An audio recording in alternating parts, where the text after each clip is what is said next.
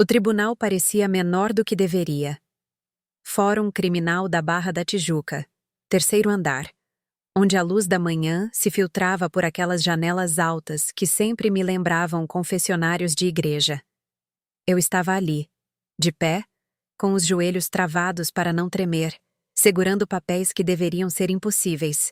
Papéis de divórcio, ordem de restrição, queixa-crime. A escrivã chamou meu nome, Sofia Mendes, e minha voz saiu como a de outra pessoa quando respondi. Daniel estava a 5 metros de distância, ladeado por seu advogado, vestindo aquele terno de lã fria cinza chumbo que eu escolhi para o seu 40º aniversário. Seu rosto era uma máscara, perfeitamente neutro, como se estivesse participando de uma reunião de diretoria em vez da destruição de nosso casamento de 17 anos. Quando nossos olhos se encontraram, ele sorriu. Não um sorriso de escárnio, nem de deboche. Um sorriso genuíno, do tipo que costumava revirar meu estômago quando namorávamos aos 20 e poucos anos. Então ele se inclinou para o advogado e sussurrou algo, e ambos olharam para mim com expressões que eu não consegui decifrar. Pena, talvez. Ou satisfação. A promotora, uma mulher severa chamada Patrícia Costa, que se tornara minha aliada improvável nos últimos 3 meses, tocou meu cotovelo. Pronta? Ela perguntou. Eu assenti, embora não tivesse certeza do que pronta significava mais. Como você se prepara para testemunhar contra o homem que um dia prometeu te amar até que a morte os separasse? O homem que, no fim das contas, estava planejando essa parte da morte muito mais cedo do que Deus pretendia. Mas estou me adiantando. Você precisa entender como cheguei aqui, de pé neste tribunal com meu mundo inteiro reduzido às provas de A a Z. Você precisa saber sobre a sobremesa. 3 meses antes, nossa casa em um condomínio no Itanhangá parecia um santuário. Nós a compramos há 12 anos, quando o bairro ainda estava se desenvolvendo, antes das cafeterias gourmet e dos estúdios de pilates se instalarem. 4 andares de tijolo e história, com molduras de gesso originais e piso de madeira que rangia em todos os lugares certos. Eu amava aquela casa da mesma forma que algumas mulheres amam joias ou arte. Ela representava tudo o que havíamos construído juntos. Lembro-me do dia em que a vimos pela primeira vez, de como Daniel me carregou pela porta, embora já estivéssemos casados há 5 anos. Recomeço, ele disse, me girando na sala de estar vazia. O corretor riu, encantado conosco com nossa felicidade óbvia. Fizemos amor naquela noite em um colchão de ar, no que se tornaria nosso quarto, cercados por caixas de mudança, planejando nosso futuro em sussurros e promessas. Essa memória parecia pertencer a outras pessoas agora. Estranhos cuja ingenuidade eu mal conseguia compreender. Naquela noite de terça-feira em setembro, eu havia chegado tarde da editora onde trabalhava como editora sênior. Estávamos no meio das aquisições de outono, e eu passara o dia em reuniões consecutivas com agentes literários, com a cabeça cheia de propostas de manuscritos e margens de lucro. Daniel mandou uma mensagem por volta das 6 dizendo que faria o jantar, o que não era incomum. Ele gostava de cozinhar, especialmente refeições elaboradas que o permitiam se exibir. Era uma das coisas pelas quais me apaixonei. Sua confiança na cozinha, o jeito como ele dançava entre o fogão e a bancada, provando e ajustando com o foco de um cirurgião. O cheiro me atingiu assim que abri a porta da frente. Alho, manteiga, algo herbáceo que não consegui identificar. Nossa cozinha brilhava à luz de velas, e Daniel havia posto a mesa de jantar com nossa porcelana boa. O conjunto que ganhamos de presente de casamento, mas raramente usávamos. Ele saiu da cozinha carregando 2 pratos do que parecia ser um risoto de fungo trufado. Sua especialidade. Qual é a ocasião? Perguntei, largando minha bolsa perto da escada e tirando os saltos. Meus pés doíam, e eu já estava mentalmente catalogando o trabalho que precisaria terminar depois do jantar. Preciso de uma ocasião para cozinhar para minha linda esposa? Ele pousou os pratos e puxou minha cadeira com um floreio. O gesto era tão, Daniel, teatral, charmoso, um pouco exagerado. Lembro-me de pensar como eu era sortuda. 42 anos, carreira de sucesso, marido bonito que ainda fazia grandes gestos românticos. Algumas das minhas amigas estavam em seus segundos divórcios ou namorando homens que não se davam ao trabalho de responder uma mensagem. Acomodei-me na cadeira, sentindo a tensão do dia começar a escorrer dos meus ombros. O primeiro gole de vinho, um Borgonha que reconheci como caro mesmo antes de ver o rótulo. Foi perfeito. Temperatura ambiente, encorpado, com notas de cereja e carvalho que Daniel sempre descrevia melhor do que eu. Você parece exausta, disse ele, me observando por cima da borda de sua própria taça. Seus olhos estavam quentes, preocupados. O marido devotado notando o estresse de sua esposa. Dia maluco, admiti. Estamos tentando fechar um livro de memórias, mas o autor quer controle criativo sobre o design da capa, e o marketing está enlouquecendo. Diga a eles que você é a especialista, disse Daniel.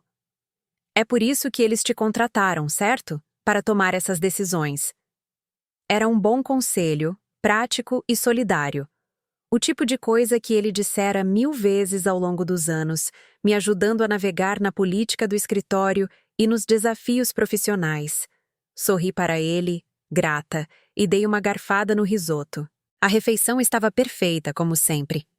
Conversamos sobre o meu dia, sobre o livro de memórias que estávamos considerando e que precisava de um trabalho estrutural sério, mas tinha potencial para ser um best-seller. Daniel me contou sobre um novo cliente em sua empresa de consultoria, uma startup de tecnologia que buscava otimizar suas operações. Ele trabalhava com consultoria de negócios há 15 anos, e embora a renda flutuasse, ele havia construído uma reputação sólida. Eles são jovens, inexperientes, mas têm bons instintos, disse ele, cortando seu frango com movimentos precisos. O CEO tem talvez 28 anos, mas entende que eficiência não é sobre cortar caminho, é sobre eliminar o desperdício. Parece que eles têm sorte de ter você, eu disse. Eu tenho sorte de tê-los. Este contrato pode levar a coisas maiores. Eles estão conectados a gente com grana pesada, fundos de venture capital procurando a próxima grande novidade. Ele fez uma pausa, reabastecendo minha taça de vinho. Na verdade, talvez eu precise viajar mais nos próximos meses. Visitas a locais, reuniões com stakeholders. Tudo bem para você? Claro, eu disse, embora algo em meu peito se apertasse ligeiramente. Já havíamos passado por temporadas agitadas antes. Isso era apenas parte da nossa vida. Desde que você volte para casa. Sempre, disse ele. E seu sorriso era tão genuíno, tão cheio de aparente afeto, que me senti culpada pela dúvida momentânea. Terminamos o prato principal e ele se levantou para tirar os pratos. Espere aqui, disse ele. Fiz algo especial para a sobremesa. Servi-me de outra taça de vinho. Um Borgonha que ele havia selecionado, provavelmente caro demais para uma terça-feira. Mas Daniel sempre dizia que a vida era curta demais para vinhos ruins. Pela porta da cozinha, eu podia ouvi-lo se movendo, o chiado de um maçarico. Crème brûlée, percebi. Meu favorito. Ele voltou carregando 2 pequenas tigelas, suas coberturas de açúcar perfeitamente caramelizadas, estalando sob a crosta fina. Ele colocou uma na minha frente com cuidado exagerado e, ao se inclinar, seus lábios quase roçando minha orelha, ele sussurrou. Aproveite sua última refeição. As palavras foram tão baixas, tão inesperadas, que por um momento pensei ter ouvido mal. Virei-me para olhá-lo, mas ele já estava voltando para seu assento, acomodando-se com sua própria sobremesa e aquele mesmo sorriso fácil que usara a noite toda. Ele quebrou o açúcar com a colher, o som agudo no silêncio repentino. O que você disse? Perguntei. Meu coração estava fazendo algo estranho, um ritmo que parecia fora de compasso. Ele olhou para cima, sobrancelhas arqueadas. Agora mesmo. O que você disse quando colocou a sobremesa na mesa? Sua expressão era de pura inocência, completamente imperturbável. Eu disse, espero que goste. Por quê? Você parece pálida, Sofia. Dia longo? Olhei para ele, tentando reconciliar as palavras que ouvira com seu comportamento casual. Eu tinha imaginado o vinho, o cansaço, o estresse da temporada de aquisições. Talvez minha mente estivesse pregando peças. Mas as palavras ecoavam em minha cabeça com clareza perfeita. Aproveite sua última refeição. Não última sobremesa. Não última garfada. Última refeição. O tipo de coisa que você diria a um prisioneiro no corredor da morte. Sofia? A voz de Daniel agora continha uma nota de preocupação. Você está muito pálida. Você está se sentindo bem? Estou bem, eu disse automaticamente. Só cansada. Talvez você devesse pular a sobremesa e ir para a cama mais cedo. Não, estou bem, insisti, pegando minha colher. O crème brûlée estava na minha frente, inocente e perfeito. Quebrei o açúcar caramelizado, o som de repente muito alto em meus ouvidos. Eu sei o que você está pensando. Você está gritando para a tela agora, me dizendo para confiar nos meus instintos, para reconhecer o sinal de alerta gigantesco balançando na minha frente. Mas eis o que as pessoas nem entendem sobre gaslighting, sobre aqueles momentos em que a realidade começa a parecer negociável. Você quer estar errado. Você quer acreditar que ouviu mal, que o estresse está te deixando paranoica, que o homem com quem você compartilha a cama há 17 anos não poderia possivelmente querer dizer o que você pensa que ele quer dizer. Então, eu comi o crème brûlée. Estava delicioso, cremoso e rico, com aquele contraste perfeito entre o creme frio e o açúcar quente e crocante por cima. Daniel me observou dar a primeira garfada, e eu nem consegui ler sua expressão. Havia satisfação em seus olhos? Ou apenas um chefe satisfeito em ver sua sobremesa apreciada? Terminamos de comer em um silêncio que parecia diferente do nosso silêncio confortável de sempre. Este silêncio tinha peso, textura, como algo vivo entre nós. Quando me levantei para ajudar a tirar a mesa, minhas pernas pareciam instáveis. Deixa que eu pego, disse Daniel, já recolhendo as tigelas. Vá relaxar, você teve um dia longo. Naquela noite, deitada na cama com a respiração constante de Daniel ao meu lado, não consegui dormir. As palavras circulavam em minha mente como tubarões. Peguei meu celular e pesquisei variações da frase, tentando encontrar alguma explicação inocente. Uma citação de filme? Uma referência a algo que eu havia esquecido. Os resultados da busca foram inúteis. Artigos sobre presidiários no corredor da morte, últimas refeições históricas, nada que fizesse sentido no contexto de um jantar de terça-feira no Itanhangá. A luz azul do meu celular projetava sombras estranhas no teto do nosso quarto. Eu as observava se moverem e mudarem, minha mente correndo por possibilidades. Talvez fosse uma piada que eu não entendi. Talvez ele tivesse dito outra coisa e meu cérebro tivesse distorcido. Talvez eu estivesse enlouquecendo. Ao meu lado, Daniel se mexeu, seu braço se estendendo durante o sono para pousar em minha cintura. O gesto era tão familiar, tão automático depois de 17 anos compartilhando uma cama. Seu corpo sabia onde o meu estaria mesmo na inconsciência. Isso tinha que significar algo, e tinha. Às 3 da manhã, desisti de dormir e desci para a cozinha. Nossa casa estava silenciosa daquela maneira particular que as casas ficam nas madrugadas, quando cada rangido soa intencional. Fiz um chá de camomila e sentei-me à mesa de jantar, onde, horas antes, Daniel havia servido a sobremesa com aquelas palavras estranhas. As velas haviam queimado até o fim. Nossa porcelana boa estava na máquina de lavar louça, esperando para ser ligada. Abri meu notebook e verifiquei nossa conta conjunta, algo que raramente fazia. Daniel cuidava da maior parte de nossas finanças. Ele era melhor com números, dizia ele, e eu estava sempre muito ocupada com o trabalho para prestar atenção aos detalhes. O saldo parecia normal. 47 braçais, 853,21. Verifiquei o histórico de transações, rolando por compras de supermercado e pagamentos de contas. Nada em comum, exceto ali. Uma cobrança do Hotel Copacabana Palace. R$ 15.000, lançada 3 dias atrás. Meu coração começou a fazer algo estranho, um ritmo que parecia fora de compasso, rápido demais. Daniel esteve em Campinas na semana passada para uma conferência de negócios. Ele me contou sobre isso no café da manhã, mencionou o cliente que iria encontrar, até me mandou uma foto da sala de conferências do hotel. A foto mostrava um espaço genérico com aquelas cadeiras de sala de conferência de hotel padrão.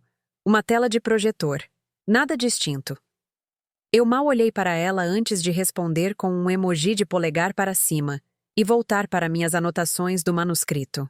Mas o Copacabana Palace não ficava em Campinas. O Copacabana Palace ficava no Rio de Janeiro, a 20 minutos da nossa casa.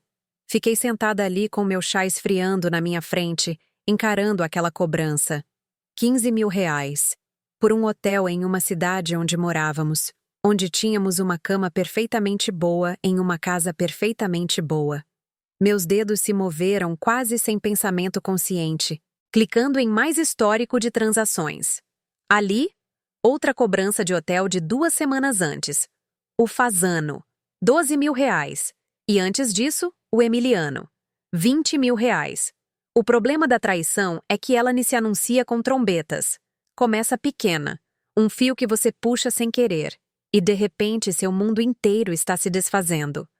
Ouvi os passos de Daniel na escada, o padrão particular de sua caminhada que eu conhecia tão bem quanto as batidas do meu próprio coração.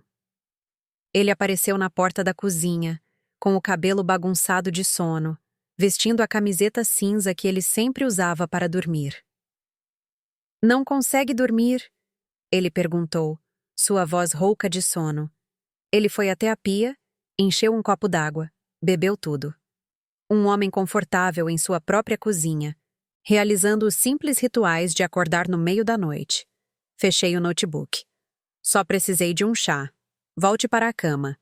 Ele se aproximou e beijou o topo da minha cabeça, e eu inalei seu cheiro familiar, o sabonete de cedro que ele usava, o cheiro fraco do produto de cabelo que ele começou a usar quando seu cabelo começou a ficar mais ralo. Meu marido. O homem com quem construí uma vida. O homem que, aparentemente, gastou R$ 15.000 no Copacabana Palace enquanto supostamente estava em Campinas. "Te amo", ele murmurou. "Também te amo", eu disse, e as palavras pareciam um vidro na minha garganta. Ele hesitou, a mão pousada no meu ombro. "Tem certeza que está bem? Você está estranha desde o jantar." Estresse do trabalho. Menti, tentando resolver aquele negócio do livro de memórias. "Você vai conseguir. Você sempre consegue." Ele apertou meu ombro e voltou para o andar de cima, seus passos desaparecendo na escuridão acima. Fiquei sentada por mais 1 hora, bebendo meu chá, olhando para extratos bancários que de repente pareciam evidências de algo que eu não queria nomear. Na manhã seguinte, liguei para o trabalho dizendo que estava doente pela primeira vez em 3 anos. Daniel já havia saído para o escritório quando desci, sua caneca de café lavada e colocada na lava-louças, sua rotina inalterada. Sentei-me à mesa da cozinha com meu celular e fiz algo que nunca pensei que faria. Liguei para Laura. Laura Almeida, sem parentesco com a promotora que mais tarde se tornaria minha aliada. Embora a coincidência de nomes às vezes parecesse destino, era minha melhor amiga desde a faculdade.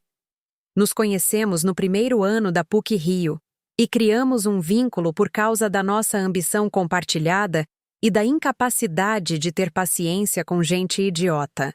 Ela foi para a área de tecnologia em vez de editorial, e trabalhando atualmente como consultora de cibersegurança para uma empresa em São Paulo.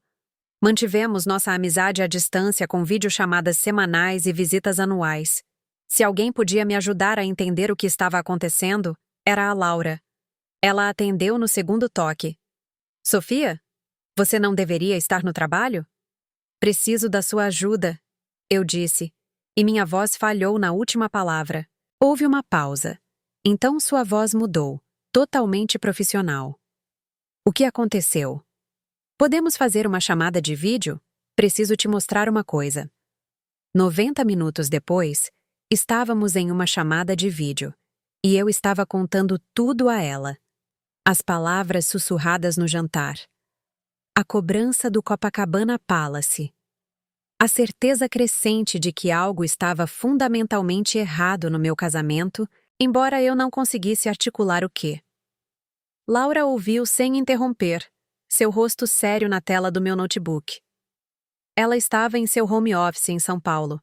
Eu podia ver seus diplomas na parede atrás dela, a prateleira de livros de segurança e crachás de conferências.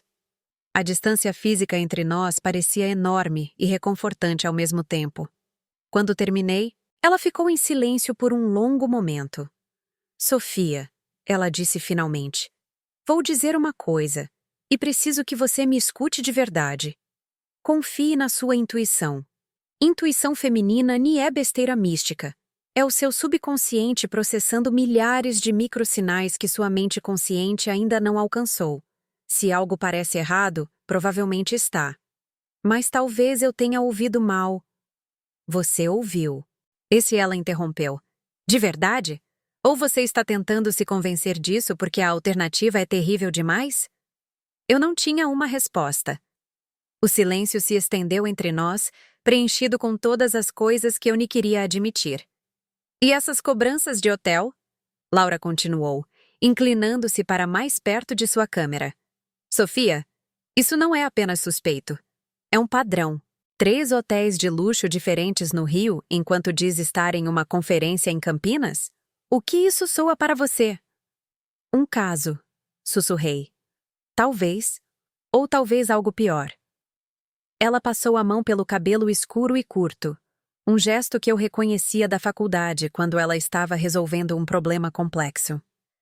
É o seguinte que vamos fazer. Vou te enviar um link para um aplicativo. É completamente legal. Tecnicamente é para pais monitorarem os celulares dos filhos, mas funciona em qualquer dispositivo. Se você tiver acesso ao celular do Daniel por 10 minutos, pode instalá-lo. Ele rastreará a localização, mensagens, chamadas, tudo, completamente invisível. Isso parece uma enorme violação de privacidade, eu disse, mesmo já considerando a ideia. A expressão de Laura endureceu. E eu vi a proteção feroz que a tornara uma amiga tão leal por 2 décadas. Gastar R$ 15.000 no Copacabana Palace enquanto mente sobre estar em Campinas também é. Sussurrar coisas assustadoras sobre últimas refeições também é. Sofia, vocês estão juntos há 17 anos. Se houver uma explicação inocente, você descobrirá e desinstalará o aplicativo. Mas se não houver? Ela parou, deixando que eu preenchesse as lacunas. E se eu encontrar algo do qual nem possa me recuperar? Então, pelo menos, você saberá a verdade e poderá tomar decisões baseadas na realidade, em vez de qualquer ficção que ele esteja te vendendo. A lógica era sólida, a ética era duvidosa. Mas sentada ali na minha cozinha, lembrando das palavras sussurradas, das cobranças de hotel e do jeito que o rosto de Daniel parecia quando ele sorriu para mim durante a sobremesa, eu sabia que Laura estava certa. Me mande o link, eu disse. Daniel chegou em casa naquela noite no horário de sempre, 6h30. Eu tinha o jantar pronto, nada elaborado, apenas frango assado e legumes, e comemos enquanto assistíamos ao Jornal da Noite. Ele estava relaxado, falante, me contando sobre uma reunião com o cliente da startup de tecnologia. Tudo normal, tudo bem. Eles querem que eu vá à sede deles na próxima semana, disse ele cortando seu frango. São José dos Campos, provavelmente 2 ou 3 dias. Ok, eu disse, empurrando os legumes pelo prato. Quando? De terça a quinta. Vou voar cedo na terça de manhã. Volto na quinta à noite. Ele estendeu a mão sobre a mesa, apertou a minha. Vou sentir sua falta. Também vou sentir a sua, eu disse automaticamente, exceto que não era mais automático. Cada palavra que ele dizia, eu me pegava analisando, procurando significados ocultos, questionando se aquilo era a verdade ou outra camada de engano. Era exaustivo, essa nova hipervigilância. Eu sentia como se estivesse assistindo nosso casamento através de um vidro, vendo-o claramente pela primeira vez, mas incapaz de tocá-lo. incapaz de voltar à confortável ilusão de antes. Depois do jantar, Daniel se acomodou no sofá com seu notebook para terminar um trabalho. O celular dele estava na bancada da cozinha, carregando. Coloquei a louça na máquina com um foco exagerado, minhas mãos tremendo levemente. O link da Laura já estava aberto no meu celular, as instruções de instalação memorizadas. Ei, Daniel! Chamei, tentando manter minha voz casual. Você quer café? Claro, ele respondeu. Obrigado, amor. Liguei a cafeteira, seu borbulhar familiar enchendo a cozinha. Então, com meu coração martelando tão forte que eu tinha certeza que ele podia ouvir da sala ao lado, peguei o celular dele. Sem senha. Ele sempre dizia que não tinha nada a esconder. A ironia não passou despercebida. 10 minutos. Era tudo o que eu precisava. Minhas mãos tremiam de verdade enquanto eu abria as configurações do celular dele, navegava até a tela de instalação e inseria o código que Laura havia enviado. O aplicativo baixou silenciosamente, disfarçando-se de atualização do sistema. Barra de progresso. 20%. 40%. 60%. Eu podia ouvir Daniel na sala de estar. O clique do teclado dele, o suspiro ocasional enquanto ele trabalhava em qualquer projeto que estivesse. Os sons do meu marido, realizando as tarefas mundanas de uma noite comum, exceto que nada era mais comum. Sofia, o café está pronto? A voz de Daniel da sala de estar. Quase, respondi, tentando manter a voz firme. 80%, 90%. Os passos dele. Ele estava vindo. O som dele se levantando, o rangido do sofá, seus passos cruzando a sala em direção à cozinha. 100%, instalação concluída. Fechei as configurações com os dedos trêmulos, coloquei o celular dele de volta exatamente onde estava e me virei no momento em que Daniel entrava na cozinha. Cheiro bom, disse ele, alcançando a jarra de café. A mão dele roçou na minha enquanto ele pegava a xícara que eu ofereci e tive que lutar para não recuar. Cuidado, está quente, eu disse, e me perguntei se ele conseguia ouvir o duplo sentido que eu lhe pretendia. Naquela noite, deitada na cama com o braço de Daniel sobre minha cintura, abri o aplicativo de monitoramento no meu celular. A interface era surpreendentemente simples, um mapa mostrando sua localização atual, uma lista de chamadas e mensagens recentes, uma linha do tempo de seus movimentos ao longo do dia. Rolei para a semana passada, para os dias em que ele dizia estar em Campinas. O mapa mostrava seu histórico de localização em detalhes perfeitos. E lá estava, 3 dias no Hotel Copacabana Palace, no Rio. Nem um único pino colocado perto de Campinas. Mas nem foi isso que fez meu sangue gelar. Foi o padrão de visitas a outro local, um lugar marcado simplesmente como Ave Vieira Souto, 1247, apto 12B. Ele esteve lá 11 vezes no último mês, geralmente por 2 ou 3 horas de cada vez, sempre durante o que ele me dizia serem reuniões de negócios. Coloquei o endereço no Google Maps, meu dedo pairando sobre a tela por um momento antes que eu pudesse me forçar a tocar. Era um prédio de apartamentos de luxo em Ipanema, o tipo de lugar com porteiro 24 horas e moradores que usam veranear como verbo. O tipo de lugar que exigia muito dinheiro para manter. O site do prédio mostrava fotos do lobby, piso de mármore, lustres de cristal, o tipo de riqueza ostensiva que fazia nossa casa parecer modesta. Apartamentos de 1 quarto começavam em 15 mil por mês. 2 quartos iam para 20 ou 30 mil. Ao meu lado, Daniel se mexeu durante o sono, murmurando algo que nem conseguia entender. Olhei para o rosto dele na luz fraca da tela do meu celular. O rosto que eu beijara de boa noite milhares de vezes. O rosto que eu memorizara em todos os detalhes.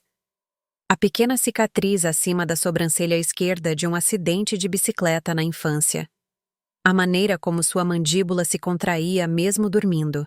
As linhas de riso ao redor de seus olhos que eu sempre amei, evidência de uma vida bem vivida. Quem era essa pessoa? Ao lado de quem eu estava dormindo há 17 anos? Não dormi naquela noite.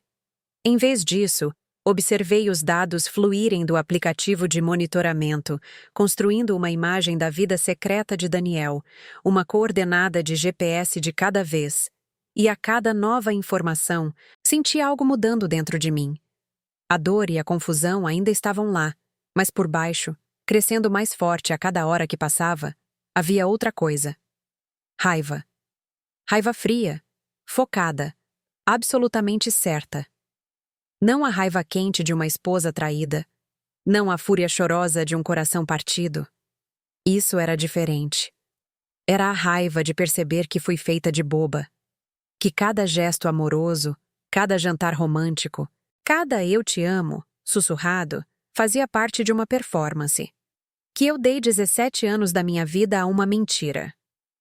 Quando o amanhecer raiou sobre o rio, pintando nosso quarto em tons de dourado e âmbar, eu havia tomado uma decisão.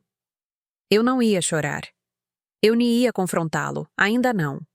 Eu ia descobrir exatamente o que Daniel estava fazendo, com quem estava fazendo e por quê. E então eu ia fazê-lo pagar.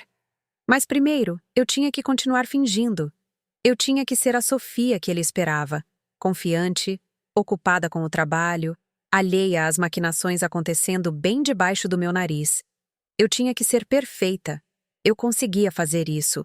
Eu vinha fazendo isso há 17 anos. Daniel acordou quando meu alarme tocou às 6h30. Ele rolou em minha direção, sonolento e afetuoso, pressionando um beijo em meu ombro. "Bom dia, linda", ele murmurou. "Bom dia", eu disse, e meu sorriso parecia pertencer a outra pessoa. "Vou fazer o café." As semanas seguintes foram um exercício de atuação contínua. Eu ia para o trabalho, editava manuscritos, participava de reuniões, ria das piadas dos colegas. Minha chefe, Margarida, comentou sobre como eu parecia focada, como estava produtiva. "Seja lá o que você estiver fazendo, continue assim", disse ela, sem saber que meu foco recém-descoberto vinha da raiva, não da inspiração. Eu voltava para casa, cozinhava o jantar, perguntava a Daniel sobre seu dia, assentia com simpatia quando ele reclamava de clientes difíceis. Eu era a imagem de uma esposa contente, vivendo sua vida confortável em sua bela casa. Aperfeiçoei a arte do sorriso amoroso, da pergunta interessada, do comentário de apoio. Cada interação se tornou uma performance, cuidadosamente calibrada para manter a ilusão. Uma noite, Daniel trouxe flores para casa. Rosas, minhas favoritas. "Só porque sim", disse ele, me beijando. Arrumei-as em um vaso. Agradeci docemente e me perguntei se o dinheiro que ele gastou veio da herança da minha mãe ou do meu fundo de aposentadoria. As rosas cheiravam maravilhosamente. Eu as odiava. Outra noite fizemos amor. Foi gentil, familiar, exatamente como fora por anos. Depois, ele me abraçou, acariciando meu cabelo, dizendo que me amava. Olhei para o teto no escuro, o braço dele pesado sobre minha cintura, e não senti nada além de cálculo frio. Eu estava dormindo com um homem que planejava minha morte. O pensamento deveria me aterrorizar. Em vez disso, aguçou meu foco. E toda noite, enquanto Daniel dormia, eu investigava. O aplicativo de monitoramento se tornou minha obsessão.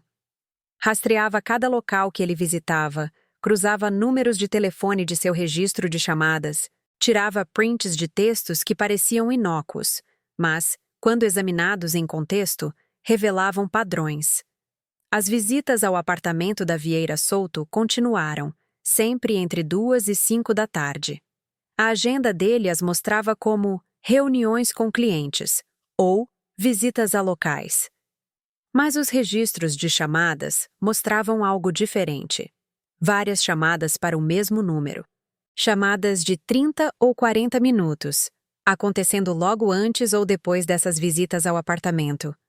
Joguei o número em um serviço de busca reversa. Pertencia a uma mulher chamada Melissa Camargo, 34 anos, trabalhava no mercado financeiro.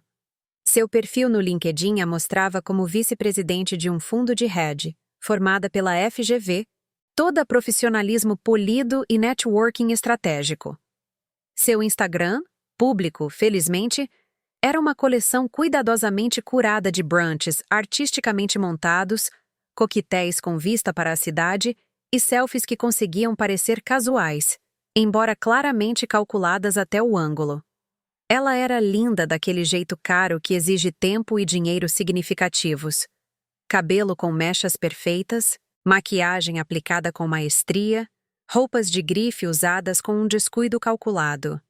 Em cada foto, ela parecia a personificação do sucesso. Em várias fotos, pude ver o fundo de um apartamento. Piso de madeira, janelas do chão ao teto, móveis modernos em tons de cinza e branco. Comparei com as imagens do Google Street View do prédio da Vieira Souto. Mesma configuração de janela, mesma vista do Pão de Açúcar à distância. Daniel estava tendo um caso. A evidência era circunstancial, mas crescente, cada peça se encaixando como um quebra-cabeça que eu não queria completar. Mas algo não se encaixava bem. Casos eram sobre sexo, sobre conexão emocional, sobre preencher algum vazio em um casamento. Isso parecia diferente, mais calculado, mais sistemático. A maneira como eles se comunicavam também era estranha. Eu esperava textos românticos, fotos explícitas, os detritos usuais da infidelidade. Mas suas mensagens eram comerciais, quase formais. Terça às 14. Confirmado. Documentos prontos para revisão. Excelente. Documentos? Que documentos? Eu precisava de mais informações. Laura voou de São Paulo no fim de semana seguinte, dizendo à sua empresa que tinha reuniões com clientes no Rio. Na verdade, ela veio me ajudar a invadir o escritório de Daniel em casa. Tem certeza que ele vai ficar fora a tarde toda? Ela perguntou, enquanto estávamos do lado de fora da porta trancada do escritório no quarto andar da nossa casa. Ela estava vestida com jeans preto e um moletom, como se estivéssemos prestes a cometer um assalto. O que, suponho, estávamos. Ele tem o jogo de golfe de domingo dele, confirmei. Não volta antes das 6. Ele é obsessivo com isso. 18 buracos, almoço no clube, bebidas depois. Ele vai me mandar uma mensagem quando estiver voltando para casa. Laura examinou a fechadura. Depois tirou um estojo de couro contendo uma variedade de pequenas ferramentas. Você sabe que isso é definitivamente ilegal, certo? É invasão de domicílio se for minha própria casa? Tenho certeza que é alguma coisa. Ela selecionou uma ferramenta, inseriu-a na fechadura com facilidade praticada. Mas não sou advogada, então vamos apenas dizer que estou te ajudando a acessar um cômodo em sua própria casa que seu marido restringiu irracionalmente. Onde você aprendeu a arrombar fechaduras? Tutoriais do YouTube. Você pode aprender qualquer coisa. Ela manipulou a ferramenta, o rosto focado. Além disso, namorei um chaveiro por 6 meses. Ele me ensinou algumas coisas antes de se revelar um babaca. A fechadura abriu com um clique em menos de 1 minuto. Laura sorriu, parecendo satisfeita consigo mesma. Tutoriais do YouTube. Você pode aprender qualquer coisa. O escritório de Daniel era exatamente como eu me lembrava das poucas vezes em que me foi permitido entrar. Um espaço masculino de madeira escura e couro, estantes embutidas repletas de textos de negócios e manuais de consultoria, uma mesa enorme posicionada para encarar a janela com vista para nosso pequeno quintal. O quarto cheirava a colônia dele e a livros velhos, aquele perfume particular de papel envelhecido e pós-barba caro. Você procura na mesa? Eu cuido do computador, disse Laura, já se acomodando na cadeira de Daniel e ligando o desktop dele. Comecei com o arquivo, trabalhando metodicamente através de pastas de contratos de clientes antigos e propostas de projetos. Nada em comum, apenas os detritos padrão de uma carreira de consultoria. Propostas para revisões de eficiência operacional. Contratos com empresas de médio porte que procuram otimizar seus processos. Faturas mostrando que ele cobrava entre 500 ares e 1.000 ares por hora, dependendo do cliente. As gavetas da mesa eram igualmente mundanas.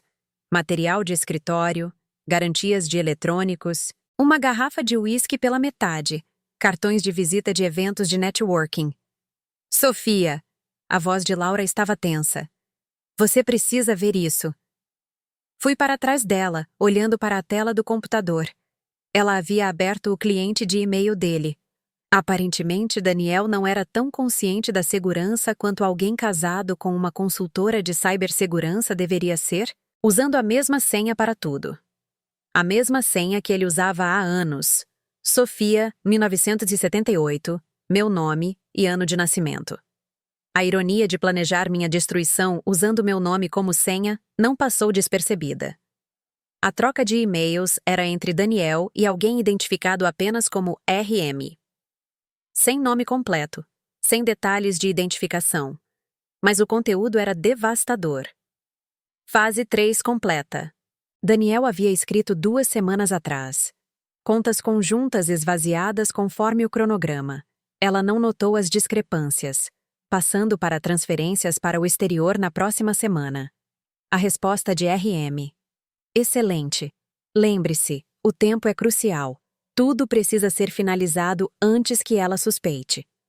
Os documentos estão prontos quando você estiver. Documentos? Sussurrei. Minha voz soando distante e estranha. Laura rolou mais para trás na conversa. Mais e-mails de meses atrás. Referências ao plano, a liquidar ativos, a garantir uma separação limpa. E então, enterrada em um e-mail de 3 meses atrás, uma única linha que fez minhas pernas fraquejarem. Ela confia em você completamente. Isso será mais fácil do que pensávamos. Meu Deus, eu disse, agarrando as costas da cadeira de Laura para não cair. Isso não é apenas um caso. Não, Laura concordou sombriamente. Isso é roubo, possivelmente fraude. Ele tem esvaziado sistematicamente suas contas. Ela clicou em mais e-mails, seus dedos se movendo rapidamente pelo teclado. Olha isso! Ele tem transferido dinheiro para contas no exterior, nas Ilhas Cayman. Centenas de milhares de reais. Sofia. Talvez mais. Afundei na cadeira de couro em frente à mesa, tentando processar o que estava vendo. Toda a nossa vida financeira, o dinheiro que economizamos ao longo de 17 anos, a herança que recebi quando minha mãe morreu há 5 anos, 500 mil reais que ela levou uma vida inteira para economizar, o lucro da venda do nosso primeiro apartamento. Tudo isso sendo desviado enquanto eu editava manuscritos, fazia o jantar e vivia em feliz ignorância. Quem é RM? Perguntei. Laura continuou clicando, abrindo arquivos, lendo documentos com velocidade praticada. Deixa eu ver se consigo encontrar. Espere, aqui. Ela abriu um anexo, um documento escaneado que parecia ser algum tipo de contrato. Na parte inferior, uma assinatura. Roberto Medeiros, advogado. Ele está trabalhando com um advogado, disse Laura. Isso é premeditado, organizado. É um golpe, completei. Ele tem me enganado. Por quanto tempo? Passamos as 3 horas seguintes vasculhando tudo no computador de Daniel. O que encontramos pintou um quadro de abuso financeiro sistemático que me deixou sem fôlego. Daniel vinha planejando isso há pelo menos 1 ano. Talvez mais. Ele abrira novas contas apenas em seu nome, redirecionara depósitos diretos de nossas contas conjuntas, até mesmo fizera uma segunda hipoteca da casa sem meu conhecimento. Possível, aparentemente, no Rio se você falsificasse algumas assinaturas e conhecesse as pessoas certas no cartório. O advogado Roberto Medeiros fornecera documentos, conselhos e o que pareciam ser conexões com bancos no exterior. Melissa Camargo, a mulher das fotos do Instagram, foi mencionada em vários e-mails, mas não como amante. Ela trabalhava no mercado financeiro. Ela estava ajudando Daniel a mover dinheiro, esconder ativos, criar um rastro de papel que me deixaria sem nada. Isso é criminoso, disse Laura, sua voz tremendo de raiva. Isso é fraude real, processável. Você precisa ir à polícia. Não, eu disse baixinho. Ela se virou para me olhar. O quê? Ainda não. Se eu for à polícia agora, ele saberá que descobri. Ele vai acelerar o que quer que esteja planejando, Mover o dinheiro para algum lugar que não possamos rastrear. Desaparecer antes que possamos detê-lo.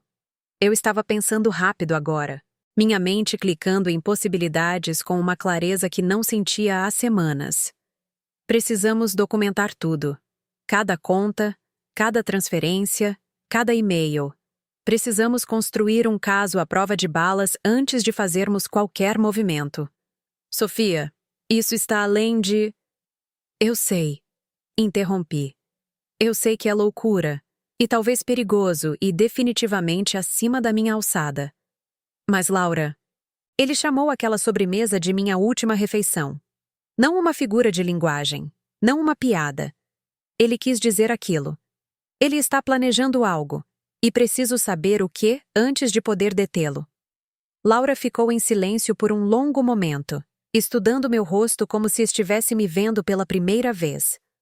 Ok, ela disse finalmente. Mas vamos fazer isso de forma inteligente. Documentamos tudo. E eu fico no Rio até isso acabar.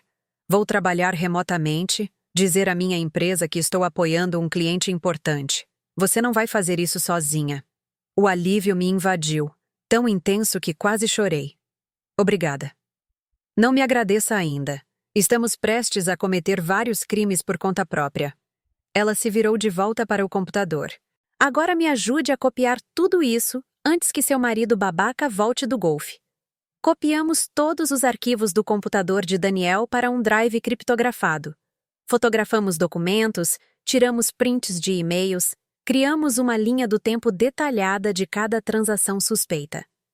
Quando terminamos, eram quase 5:30. Daniel estaria em casa em breve. Trancamos o escritório, devolvemos tudo exatamente como encontramos.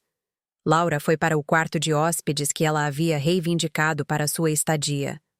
Fui para a cozinha e comecei o jantar, minhas mãos se movendo pelos movimentos familiares enquanto minha mente corria.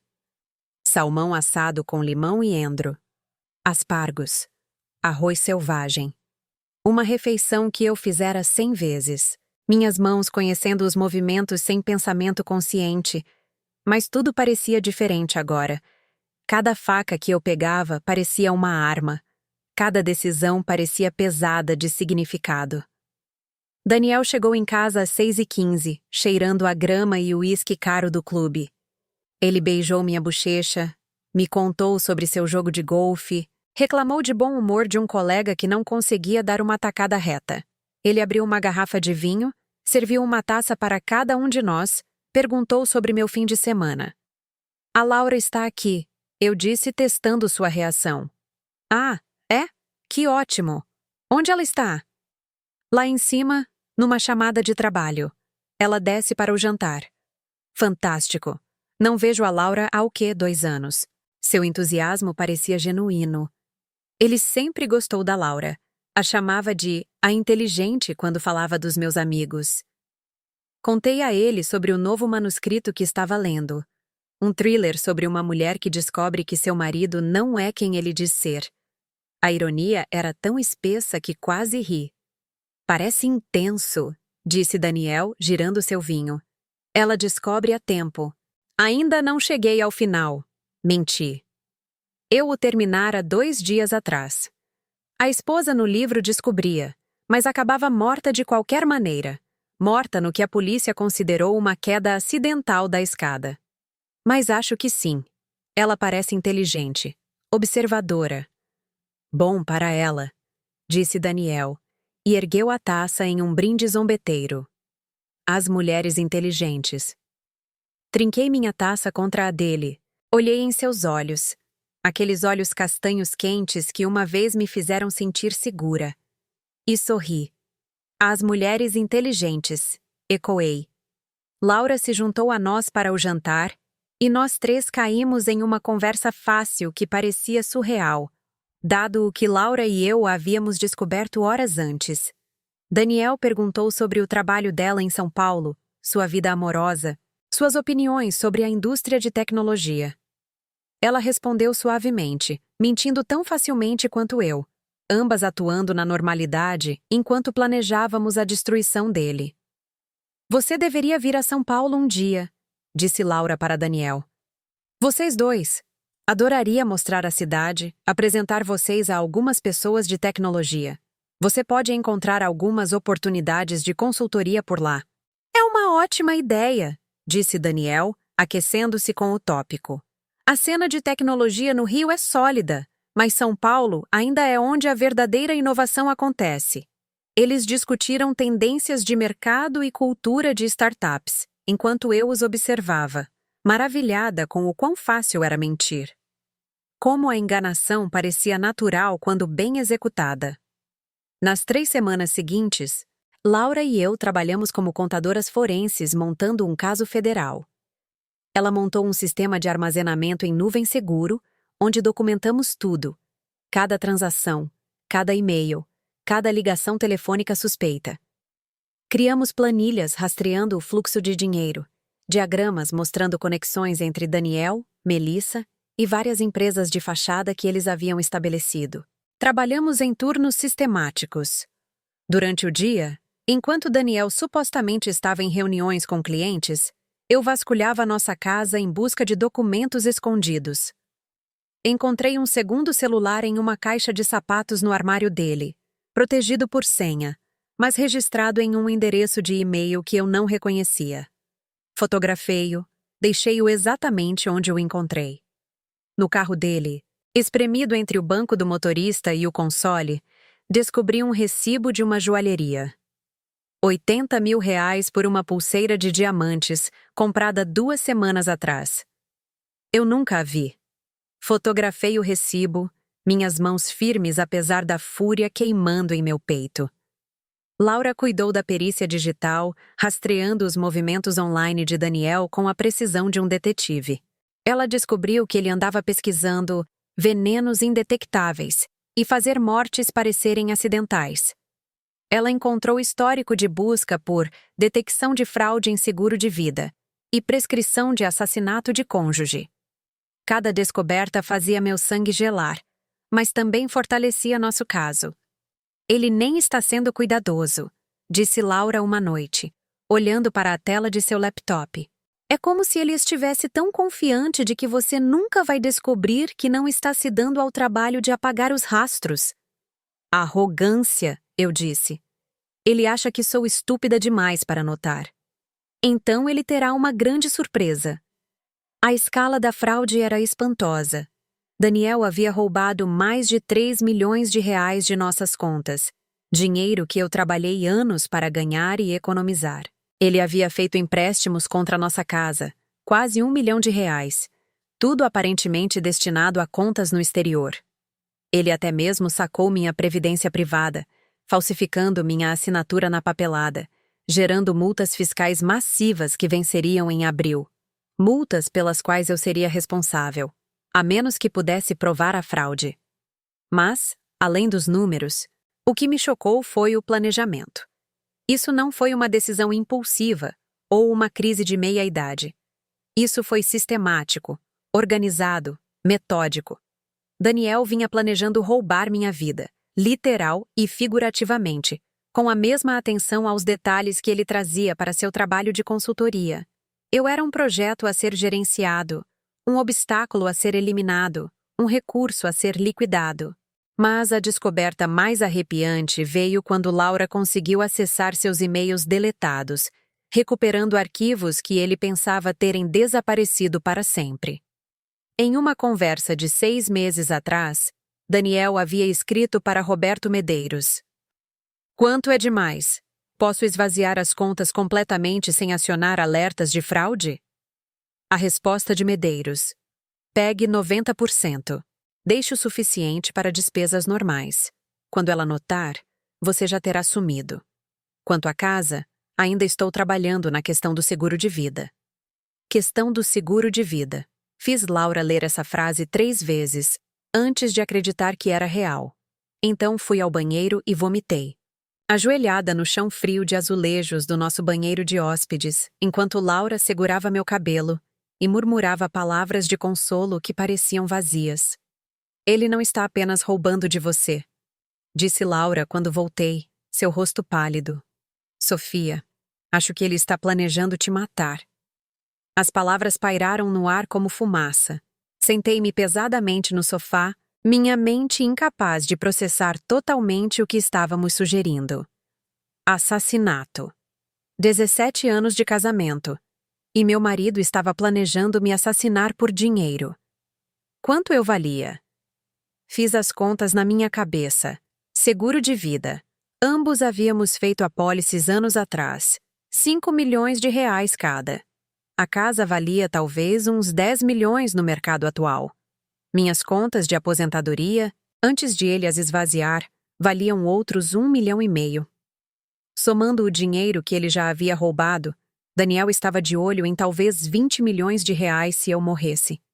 20 milhões de reais. Era isso que 17 anos de casamento valiam para ele. Era isso que minha vida valia. Temos que ir à polícia agora, insistiu Laura. Isso vai além de fraude financeira. Isso é uma ameaça de morte. Com que prova? Perguntei, minha voz surpreendentemente firme. Um e-mail vago sobre uma questão de seguro de vida? Isso nem é prova de conspiração de assassinato. Mal é prova de fraude. Qualquer advogado poderia explicar isso. Ele estava brincando, estava discutindo uma hipótese, estava falando sobre outra coisa. Então o que você quer fazer? Pensei nessa pergunta por um longo tempo. Sentada ali na minha sala, na casa que eu amava, cercada pela vida que construí com um homem que planejava minha morte. O que eu queria? Justiça, certamente. Segurança? Com certeza. Mas mais do que isso, eu queria que Daniel enfrentasse as consequências. Consequências reais, significativas, públicas. Eu queria que todos que já o respeitaram, cada amigo de golfe, contato de negócios e amigo que sentou à nossa mesa de jantar, soubessem exatamente o que ele era.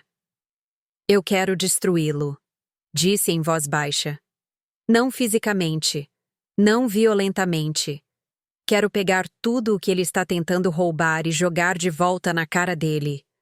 Quero ele humilhado, exposto, arruinado. E quero que seja tão público, tão documentado, tão irrefutável, que ele nunca possa se recuperar. Laura olhou para mim por um longo momento, e eu vi algo mudar em sua expressão.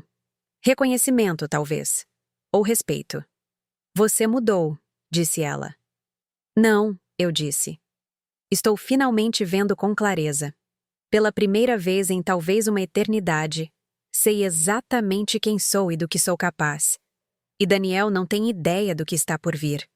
Passamos mais uma semana planejando.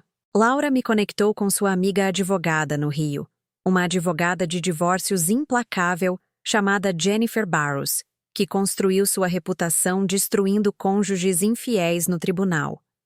Jennifer ouviu nossas evidências, revisou nossa documentação com a intensidade focada de um cirurgião examinando raios-x, e sorriu como um tubarão. Este é o caso mais claro de fraude conjugal que vi em 15 anos, disse ela recostando-se na cadeira. Seu escritório era no centro, todo de vidro e aço e minimalismo caro. Arte abstrata nas paredes, provavelmente valendo mais que meu carro. E já vi cada uma. É o seguinte que vamos fazer. Ela pegou um bloco de papel amarelo e começou a esboçar uma estratégia. Primeiro, precisamos congelar os ativos. Vou entrar com petições de emergência para evitar mais transferências. Segundo, acionamos o Ministério Público. Tenho contatos lá que lidam com crimes do colarinho branco.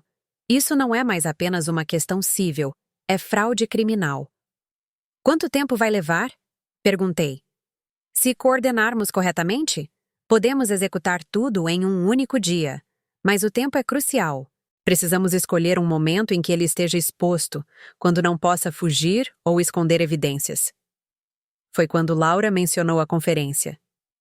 Ele vai palestrar na Cúpula de Inovação em Negócios no próximo mês. É um grande evento, centenas de pessoas do setor dele. Os olhos de Jennifer brilharam. Perfeito. A exposição pública adiciona pressão. O fator vergonha por si só o impedirá de tentar negociar ou se fazer de vítima. Quando alguém é humilhado na frente de seus pares, perde sua base de poder. Na hora seguinte, refinamos o plano. Jennifer prepararia todos os documentos legais: petição de divórcio, ordem de restrição, congelamento de bens. Laura criaria uma apresentação digital expondo a fraude de Daniel. Eu coordenaria com o gabinete do promotor de justiça, fornecendo-lhes nossas evidências com antecedência para que pudessem agir rapidamente. Uma coisa que você precisa entender, disse Jennifer, sua expressão séria. Depois que fizermos isso, não tem volta. Seu casamento acabou. A carreira dele será destruída. Ele provavelmente enfrentará pena de prisão. Isso é guerra total. Pensei em Daniel sussurrando: aproveite sua última refeição. Pensei nele pesquisando venenos indetectáveis. Pensei nele planejando minha morte com a casualidade de quem planeja férias. Eu entendo, eu disse.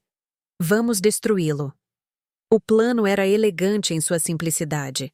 Reuniríamos cada pedaço de evidência, cada documento, cada e-mail. Contataríamos o Ministério Público do Rio de Janeiro com as provas de fraude, desencadeando uma investigação criminal.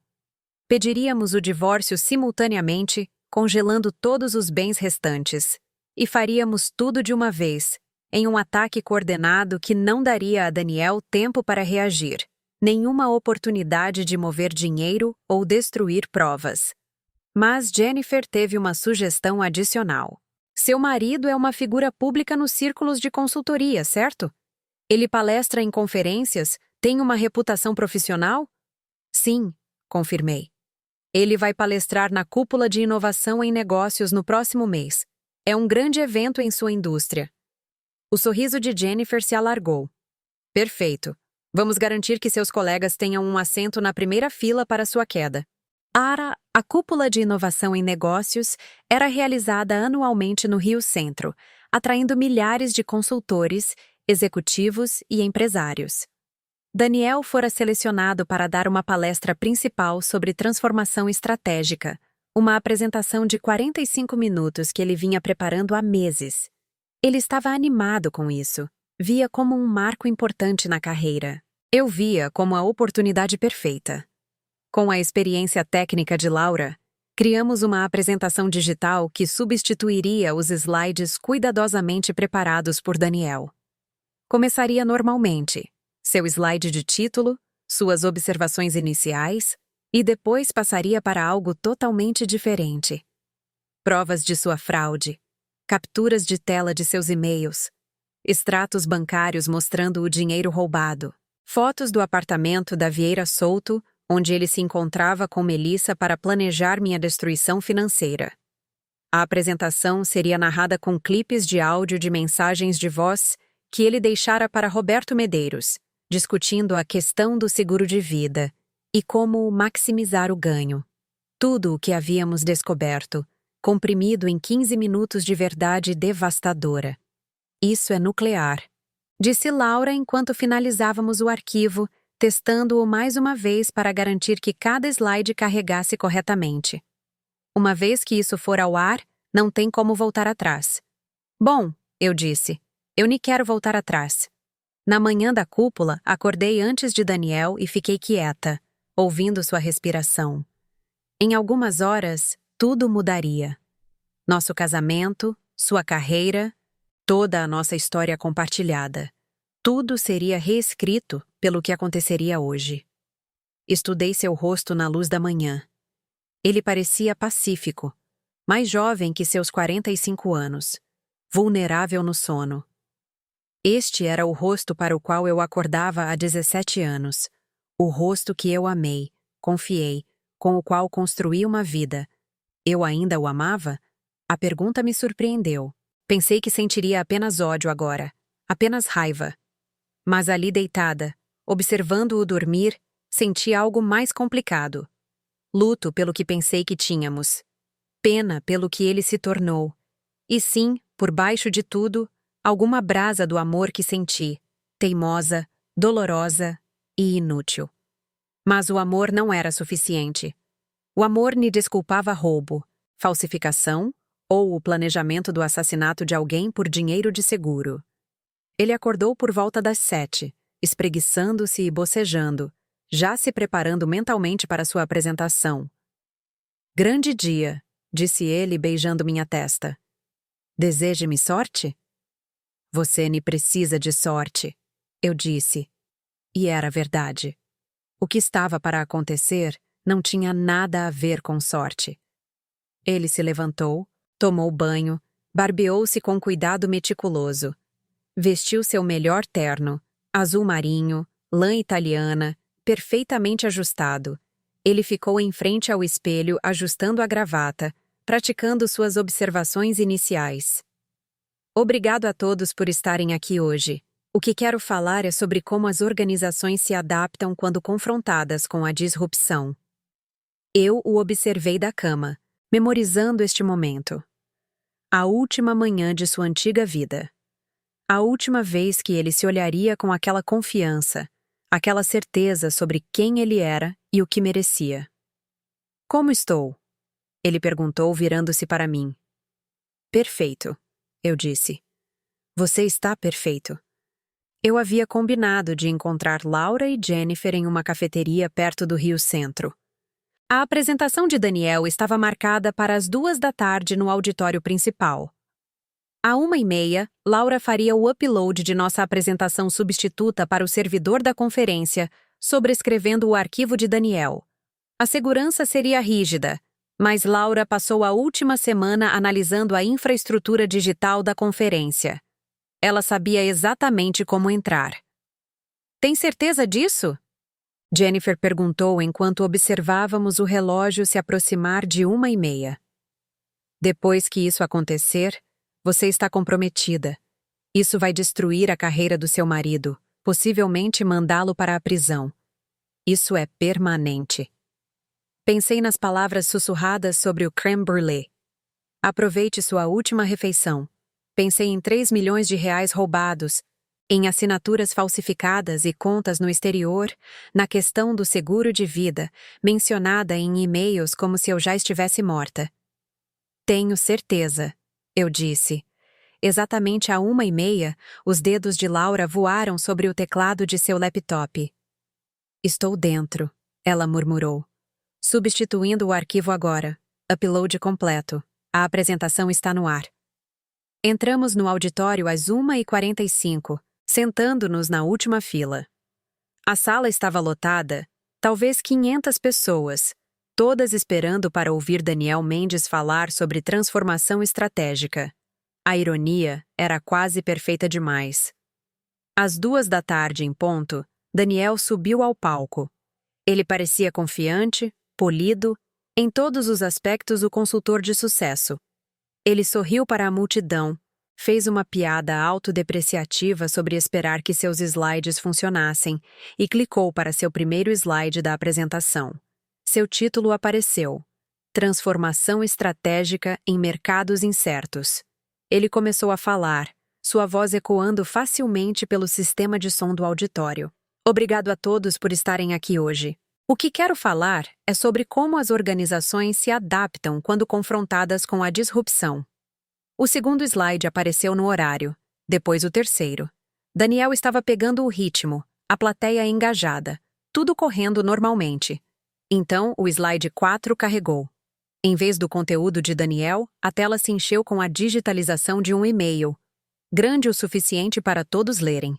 De Daniel para Roberto Medeiros. Fase 3 completa.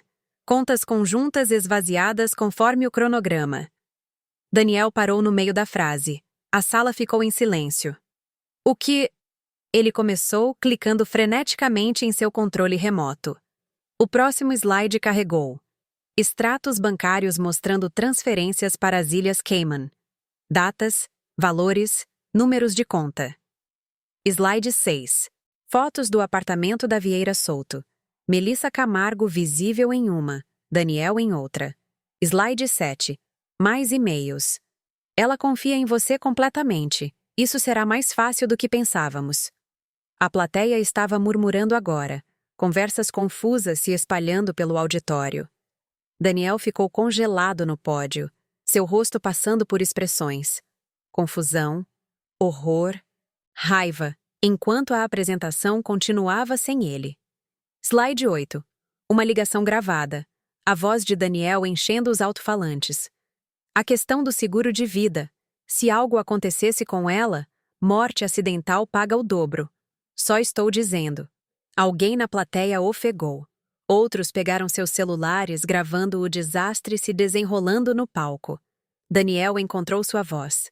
Isso não é. Alguém hackeou o... Isso é sabotagem.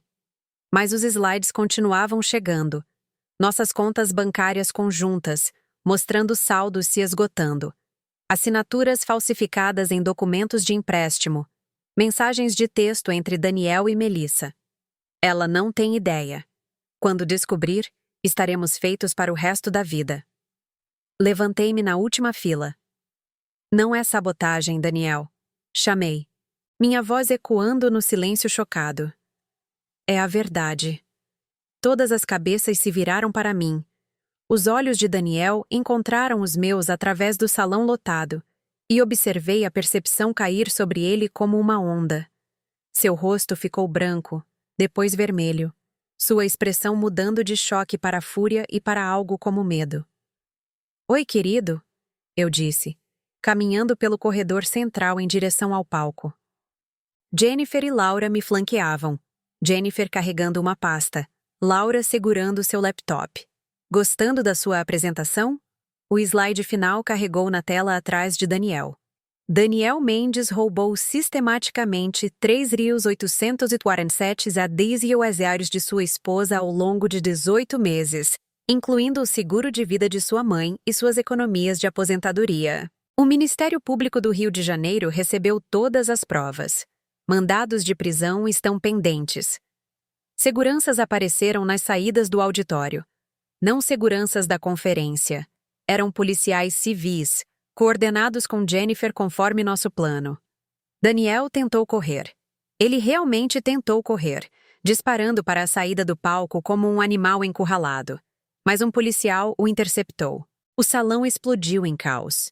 Pessoas gritando, celulares gravando, organizadores da conferência tentando recuperar o controle. Jennifer avançando com sua pasta para entregar os papéis do divórcio enquanto Daniel era algemado. Subi ao palco, olhei para meu marido, meu ex-marido, enquanto os policiais liam seus direitos. Seu rosto era uma máscara de fúria e incredulidade. Você realmente achou que poderia roubar minha vida? Eu disse baixinho só para ele. Você achou que eu era muito estúpida, muito confiante, muito ocupada para notar.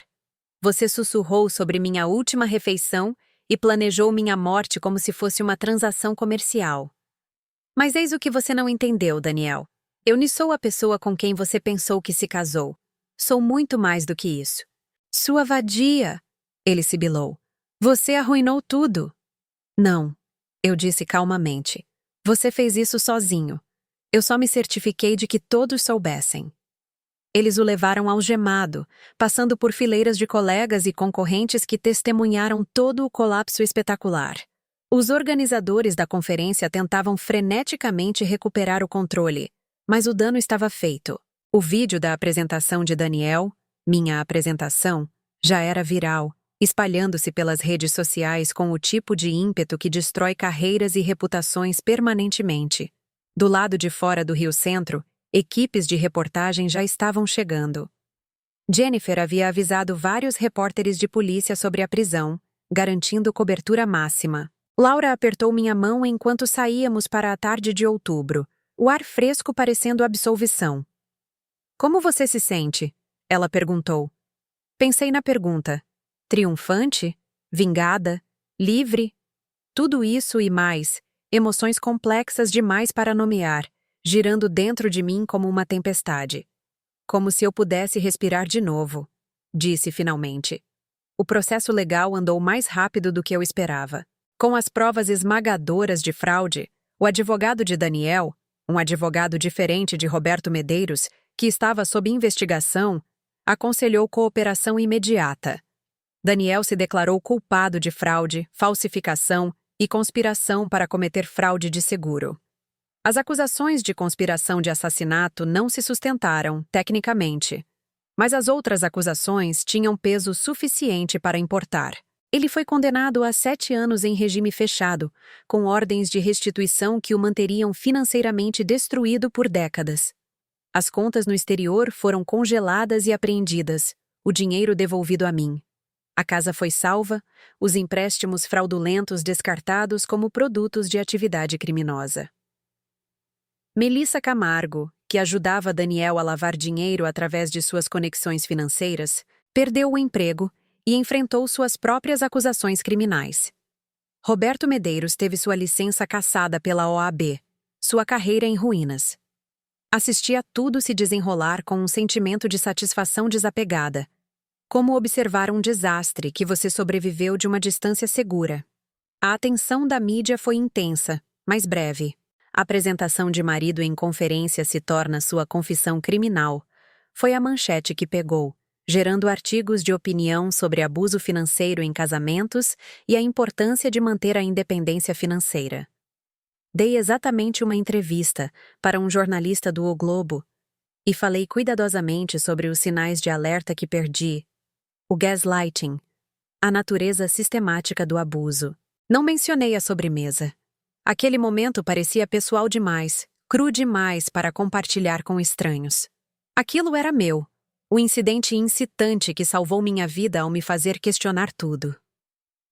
6 meses após a prisão de Daniel, vendi a casa do Itanhangá.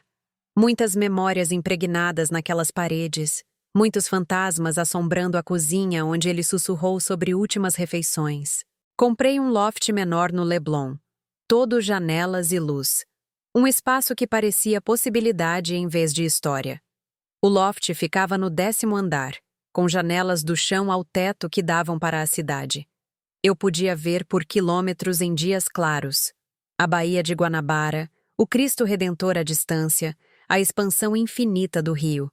Parecia liberdade feita arquitetura, mobílio com cuidado, escolhendo cada peça deliberadamente. Nada da casa veio comigo.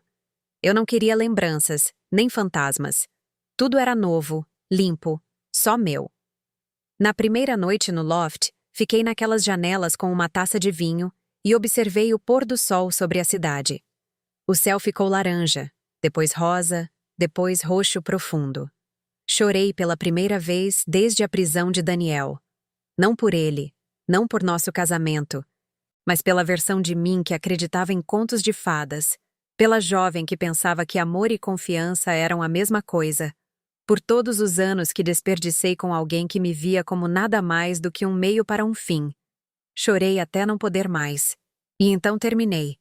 Guardei o passado como um livro que terminei de ler e comecei a construir algo novo. Laura ficou no Rio, acabando por se mudar permanentemente.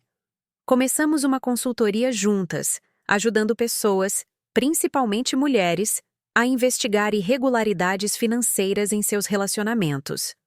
Acontece que havia uma demanda significativa por serviços discretos de contabilidade forense destinados a detectar fraudes conjugais antes que destruíssem vidas. Nossa primeira cliente foi uma mulher chamada Sara, 48 anos, que notou o marido fazendo ligações secretas. Encontramos R$80 mil faltando em suas contas conjuntas, transferidos para uma namorada em São Paulo. O segundo foi Miguel, um homem gay cujo parceiro vinha falsificando sua assinatura em pedidos de empréstimo. Documentamos tudo, ajudamos ele a prestar queixa, o salvamos da ruína financeira. Cada caso parecia uma redenção. Cada pessoa que ajudávamos parecia justiça pelo que Daniel tentou fazer comigo. Sara nos mandou um cartão depois que seu divórcio foi finalizado. Vocês salvaram minha vida. Guardei-o na minha mesa. Um lembrete de que às vezes a sobrevivência é a melhor vingança e ajudar os outros a sobreviver é ainda melhor. Também voltei a escrever.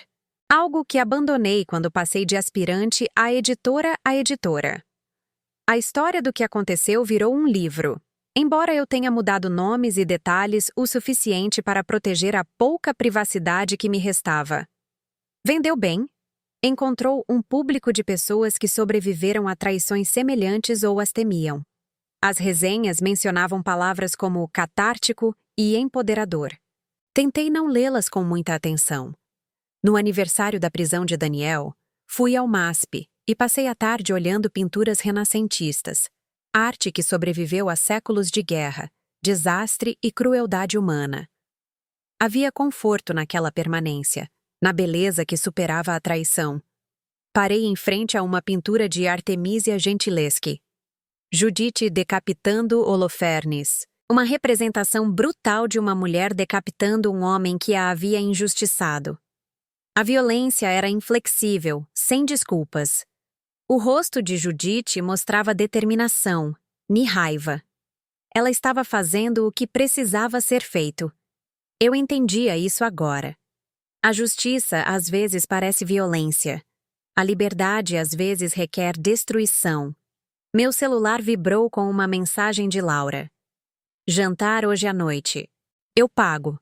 Estamos comemorando você estar viva e ele estar na prisão, onde pertence. Sorri e respondi. Com certeza, mas eu pago. Posso pagar agora. Porque essa era a verdade que Daniel nunca entendeu, mesmo no final. O dinheiro não era o que importava.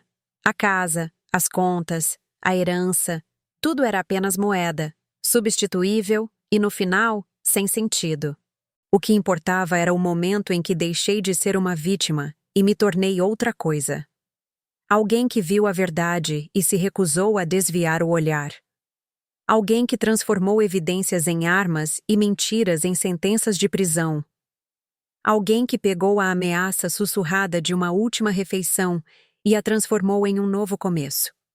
Tenho 43 anos agora, morando no meu loft iluminado no Leblon, administrando um negócio de sucesso, escrevendo livros que aparentemente ajudam as pessoas.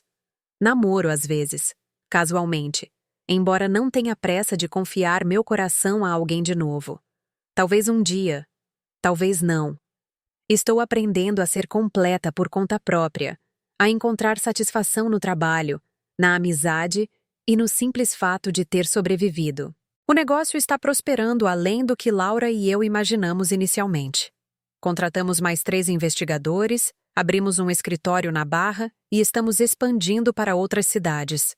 Ajudamos mais de 200 clientes apenas no último ano.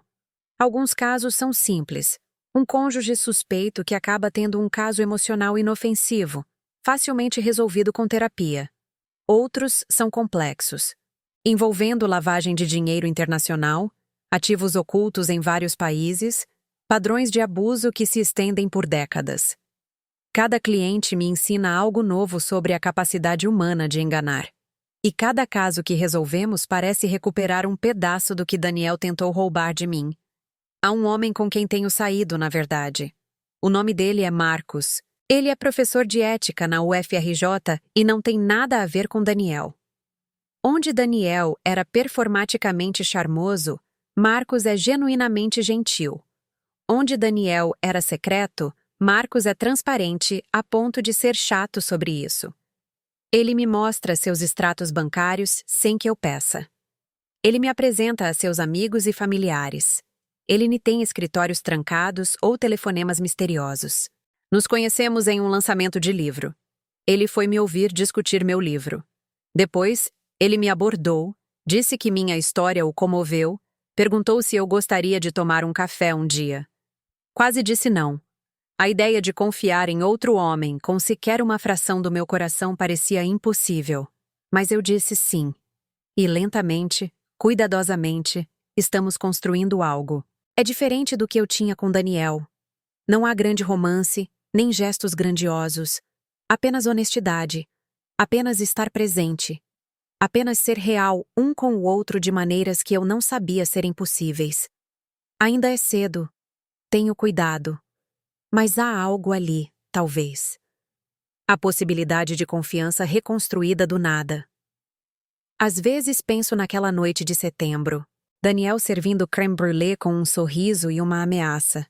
Penso na versão de mim que quase deixou passar, que quase se convenceu de que ouviu mal, que quase escolheu a ignorância confortável em vez da verdade difícil. Sou grata por não ter feito isso. Sou grata pela clareza que veio com a traição, pela força que descobri na raiva, pela precisão que encontrei na vingança. Não porque a vingança seja nobre ou curativa, ou qualquer uma das outras mentiras que contamos a nós mesmos, mas porque foi necessária, porque algumas traições são tão profundas que exigem consequências igualmente devastadoras. Daniel será solto em 6 anos e meio. Ele terá 55 anos, falido, desempregado, sua reputação permanentemente destruída por 15 minutos de verdade projetados em uma tela de conferência. Ele reconstruirá algum tipo de vida, imagino.